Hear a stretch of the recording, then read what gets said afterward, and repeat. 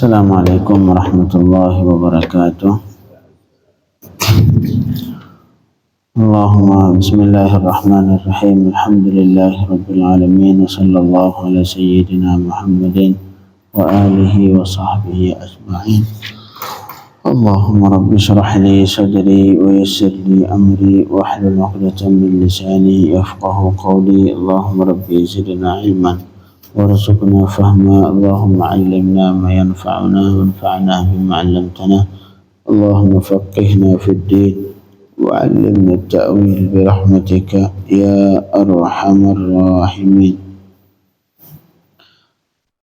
Bapak Ibu yang dirahmati Allah Subhanahu wa taala, kita lanjutkan pembacaan tafsir Jalalain. Sebelumnya boleh berniat i'tikaf atau berniat nawaitul i'tikaf fi hadzal masjid lillahi taala. Sengaja aku beriktikaf di masjid ini karena Allah Subhanahu wa taala. Lanjutkan pembacaan tafsir Jalalain, masih di surah Ali Imran, surah yang ketiga dalam Al-Quran, ayat 185. Ini sudah selesai dari Bani Israel dengan Yahudi.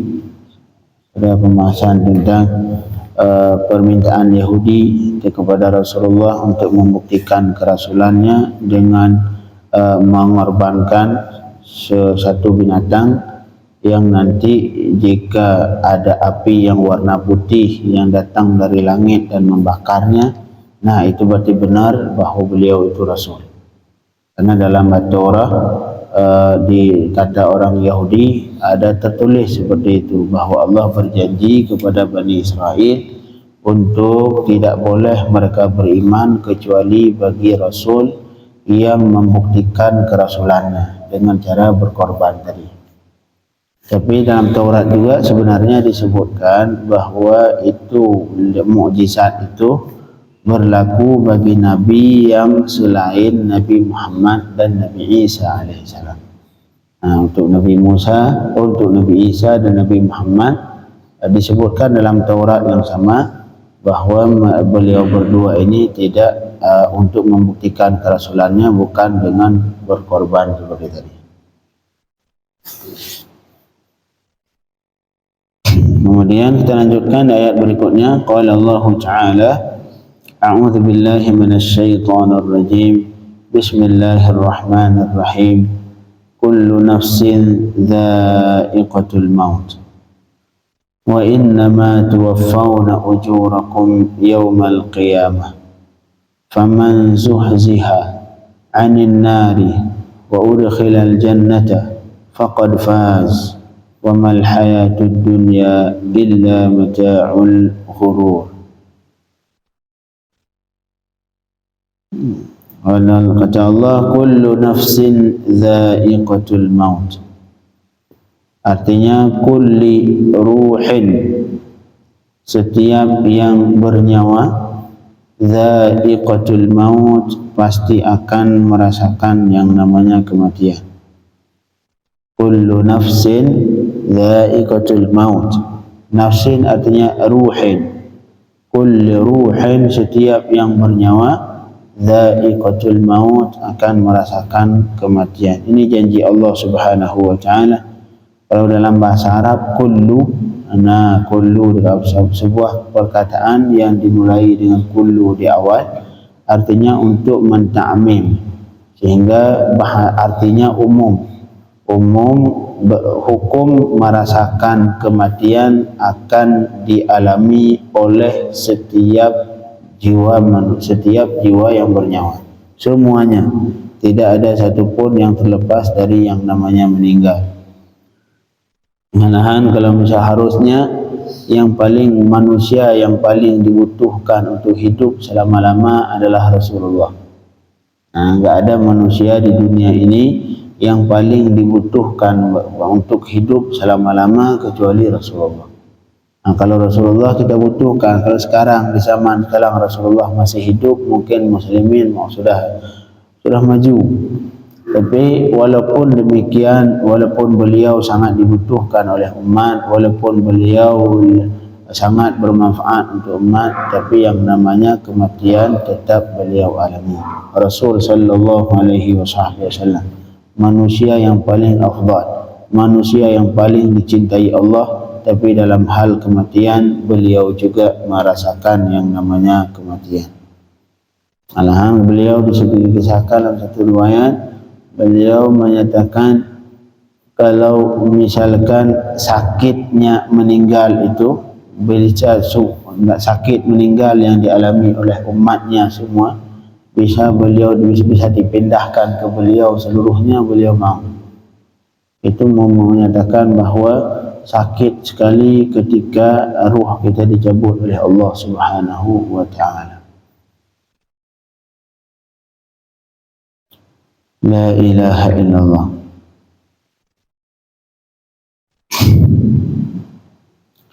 Kullu nafsin dha'iqatul maut.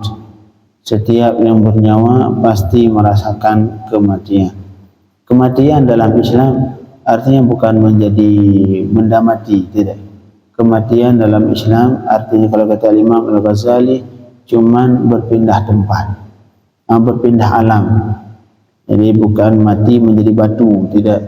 Mati itu artinya berpindah alam seorang manusia dari alam dunia ke alam barzakh. Ke alam barzakh. Alam barzakh artinya alam yang menjadi perantara antara alam dunia dengan alam akhirat. Itu namanya alam barzakh, ataupun bahasa lain alam kubur. Nah, untuk alam kubur di sini enggak harus masuk kubur. Ada yang iskal, Ustaz, kalau saya bunuh diri, saya bakar sampai jadi debu, berarti saya enggak diazab kubur. Tidak, semua bakal diazab kubur, walaupun jasad beliau tidak dikuburkan.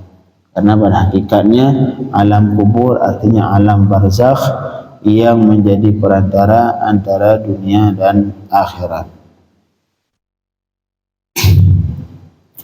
La ilaha illallah. Kullu nafsin dha'iqatul maut.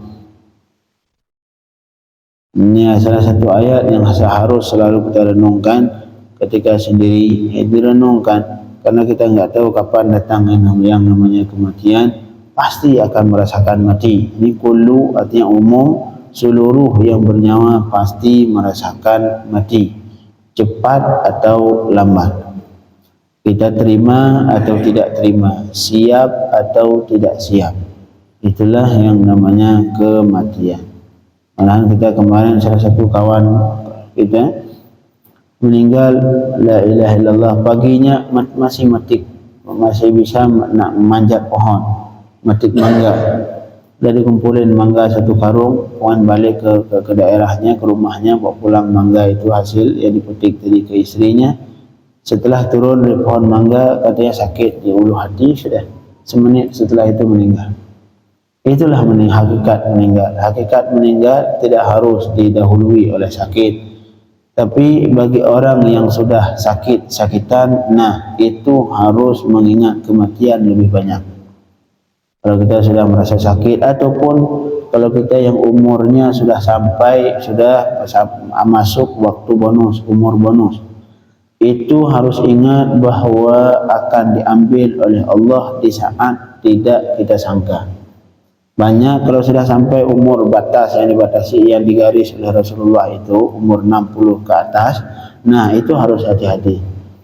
Hati-hati bagaimana, jangan ngerasa bahawa meninggal harus sakit terlebih dahulu, tidak. Karena umur 60 ini sudah, itu umur bonus yang kapan-kapan dicabut oleh Allah. Diambil oleh Allah tanpa pemberitahuan sebelumnya. Kalau sakit, sebenarnya bagi kita yang sakit, sebelum meninggal diberikan sakit oleh Allah, justru seharusnya bersyukur dengan adanya sakit, karena sakit itu ibarat alarm ataupun ibarat pemberitahuan sebelum datang waktu yang aslinya, waktu meninggal. Maka saat itu kita dikasih kesempatan untuk bertaubat ke Allah Subhanahu wa taala, untuk meminta maaf terhadap orang siapa saja yang pernah kita zalimi. Artinya itulah kesempatan Yang dikhawatirkan meninggal dalam keadaan kita belum siap taubat, belum mengembalikan kezaliman orang lain, belum kemudian memohon maaf ke orang yang pernah kita zalimi juga belum. Itu hal yang sangat dikhawatirkan. Makanya terutama bagi kita yang sudah merasa sakitan itu, kata ulama, harus banyak mengingat mati dibanding orang yang masih sehat. Sebenarnya mengingat mati ini adalah hal yang diperintahkan oleh Rasul, diperintahkan oleh Allah. Kata Rasulullah sebagian hadis, aksiru min zikri hadimil ladzat. Kalian harus memperbanyak untuk mengingat yang namanya sesuatu yang memutuskan kelezatan. Apa hal yang memutuskan kelezatan? Itulah kematian. Kullu nafsin dha'iqatul maut. Setiap yang bernyawa pasti merasakan kematian. Siap, tidak siap, setuju, tidak setuju. Cuman yang paling dikhawatirkan, kata sebagian ulama, meninggal dalam keadaan su'ul khatimah, na'udzubillah min dzalik. Makanya jangan lupa setiap kali salat untuk berdoa, Allahumma khtib lana ya Allah bi husnil khatimah. Ya Allah, tutupkanlah ajal kami dengan husnul khatimah. Jangan meninggalkan kami jangan engkau buat kami meninggal dalam keadaan su'ul khatimah. Itu doa yang seharusnya dipanjatkan oleh setiap muslimin supaya meninggal dalam keadaan husnul khatimah. Kata Imam Al-Ghazali, salah satu hal yang membuat orang su'ul khatimah karena terlalu mengentengkan hal salat nanti. Masalah salat biarin aja. Salat sudah azan, biarin yang kamu tahu. Ataupun masalah salat, belajar tentang hal salat, enggak mau saya belajar hal salat, saya enggak mau tahu salat sah atau tidak. Itu semua artinya mengentengkan salat. Mengentengkan salat salah satu hal yang dikhawatirkan meninggal dalam keadaan su'ul khatimah. Termasuk yang dikhawatirkan su'ul khatimah bagi orang yang terlalu cinta dunia, yang nanti biasanya syaitan ketika kita meninggal itu dia membisik dalam telinga kita bahawa Allah marah ke kita. Dengan cara Allah cabut kenikmatan yang kita miliki. Kita punya ini, punya itu, punya tanah, punya rumah yang belum kita nikmatin, duit sangat banyak sudah kita tumpuk. Kemudian ketika meninggal, salah satu talbis ataupun tipuan iblis untuk mencabut iman kita, dengan ia berkata ke kita, ke telinga kita membisik, kamu tahu tidak, ini Allah sebentar lagi bakal mengambil semua kekayaanmu, bakal mengambil semua rumah yang kamu miliki, semua uang yang kamu miliki bakal diambil oleh Allah. Maka kalau kita sangat mencintai hal-hal yang akan diambil itu, saat itu kita marah ke Allah. Nah, itu yang sangat dikhawatirkan. Padahal di detik-detik terakhir, itulah kesempatan terakhir iblis laknatullah untuk mengajak kita keluar dari Islam dengan cara dia berusaha membuat kita marah ke Allah Subhanahu wa ta'ala.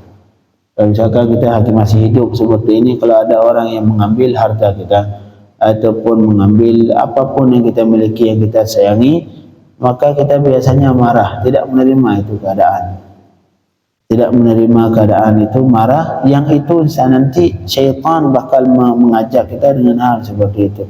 Kamu ini sebentar lagi Allah bakal mencabut semua yang kamu miliki. Bakal diambil itu duit, bakal diambil itu rumah, bakal diambil itu tanah, semua yang kamu miliki bakal diambil semua oleh Allah. Bagi orang yang sudah terbiasa dengan tidak menerima keadaan ketika masih hidup, ketika masih sadar, sehat seperti sekarang, maka saat itu ia tidak menerima keadaan. Tidak menerima keadaan, akan merasa marah, akan merasa tidak menerima ketika tidak ridha terhadap kepada Allah saat itu. Sama seperti kalau misalkan kita dicuri barang kita, pasti kita manusia pasti marah. Tapi ada sebagian, kalau mukmin yang benar, dia memang marah, tapi saat itu dia meredamkan kemarahannya, dia ridha terhadap keadaan yang ditakdirkan oleh Allah. Tapi kalau orang yang sudah terbiasa dengan tidak mau menerima takdir Allah, saat itulah kesempatan syaitan terakhir untuk membuat kita marah ke Allah Subhanahu wa ta'ala, dan saat itulah kita keluar benci ke Allah, marah ke Allah, sehingga tidak lagi beriman ke Allah Subhanahu wa ta'ala. Saat itulah syaitan berhasil mengeluarkan kita dari keimanan menjadi kufur kepada Allah. Na'udzubillah min dzalik. Kullu nafsin dha'iqatul maut. Setiap yang bernyawa pasti merasakan yang kematian. Kemudian kata Allah Subhanahu wa taala, wa innama tuwaffawna ujurakum yaumal qiyamah. Wahai manusia, wa innama, dan hanya saja ditunaikan pahala kalian ataupun balasan dari amalan kalian cuma di hari kiamat.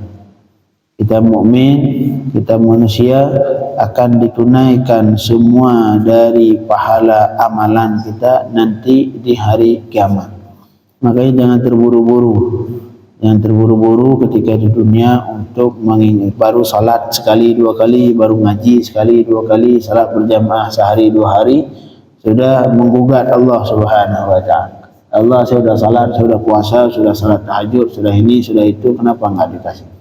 Kenapa keinginan saya enggak pernah dipenuhi?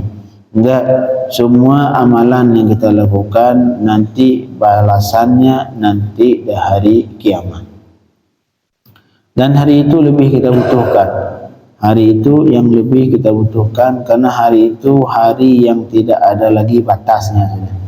Sudah tidak ada batas lagi. Kalau di dunia masih ada, lagi sehat tiba-tiba sakit, lagi sakit tiba-tiba sehat. Kemudian ujungnya pasti dibatasi oleh yang namanya meninggal. Kata Allah, wa faman zuhziha 'anil nar.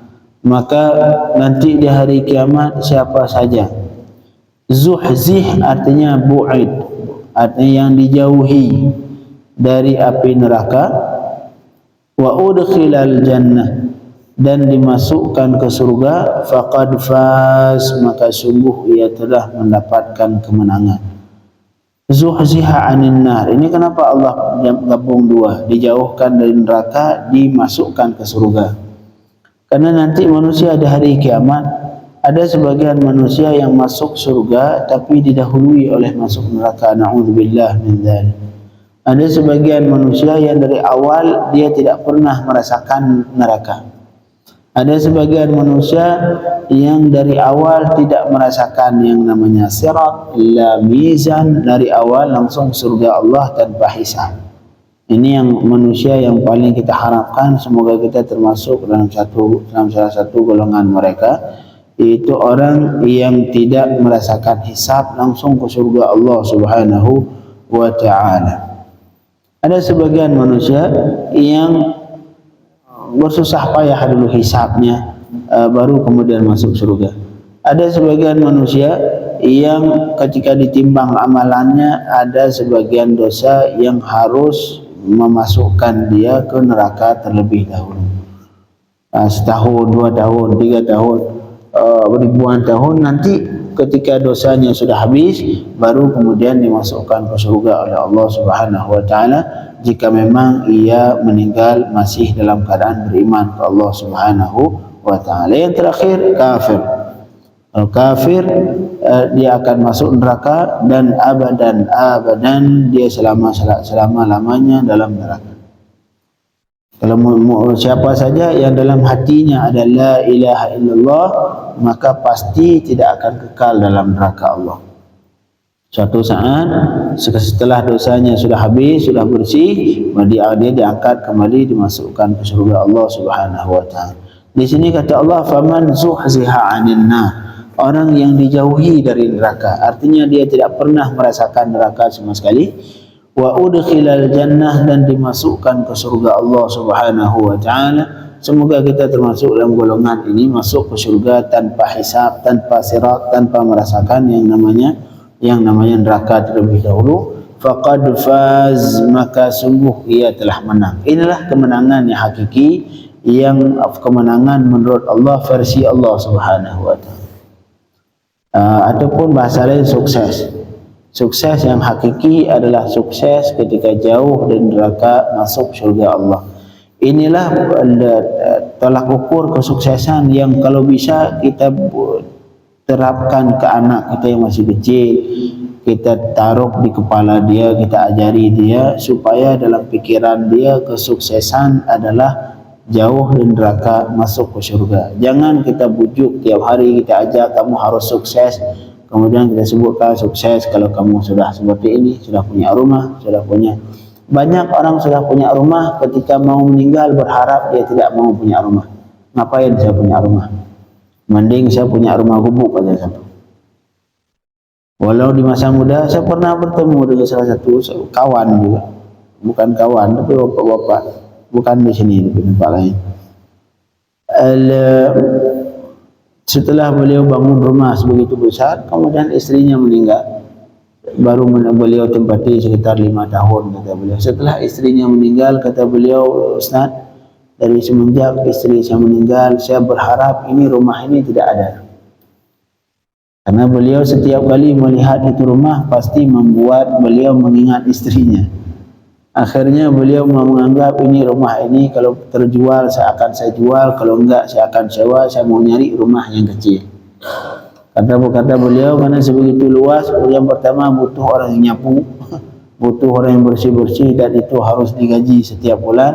Akhirnya saya mengeluarkan uang, tidak sia-sia begitu saja. Karena antara tujuan kesuksesan yang hakiki adalah yang disampaikan Allah Subhanahu wa taala, di mana ketika dijauhkan dari neraka dan dimasukkan ke surga. Inilah yang seharusnya kita terapkan ke anak. Kita masukkan ke pikiran anak kita sampaikan setiap hari bahwa kesuksesan yang sebenarnya adalah ketika jauh dari neraka, masuk ke surga Allah. Jangan setiap hari yang kita sampaikan ke anak kita kesuksesan dengan punya rumah, banyak duit, karena kita sendiri suatu saat akan merasakan bahwa saya mau ini semua dijauhkan. La ilaha illallah. Faman zuhziha 'anil nar, maka siapa saja yang dijauhkan dari neraka dan dimasukkan ke surga, faqad faz, maka sungguh ia telah menang. Aina la ghayata matlubi, ia telah mendapatkan yang diinginkan. Wa mal hayatud dunya illa mata'ul ghurur, dan tidaklah kehidupan dunia illa kecuali bersenang-senang yang bisa menipu. Al-ghurur artinya al-batil, yang bisa menipu. Jadi kesenangan yang bisa menipu, kesenangan yang batil, ay yatamatta' bihi qalilan thumma yafna, dia bersenang-senang dengan dunia itu sementara, thumma yafna, kemudian akan hilang, akan binasa. Adakala yang binasanya hartanya yang binasa, atau sebaliknya dia justru yang meninggalkan hartanya. Tapi yang pasti dunia ini adalah kesenangan yang menipu.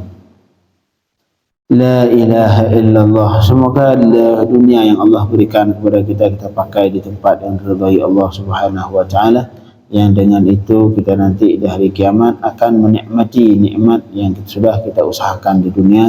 Allahumma faqihna fid din wa 'allimna at-ta'wil waftah 'alaina futuhal 'arifin, wa sallallahu ala sayyidina Muhammadin wa alihi wa sahbihi ajma'in, walhamdulillahi rabbil alamin.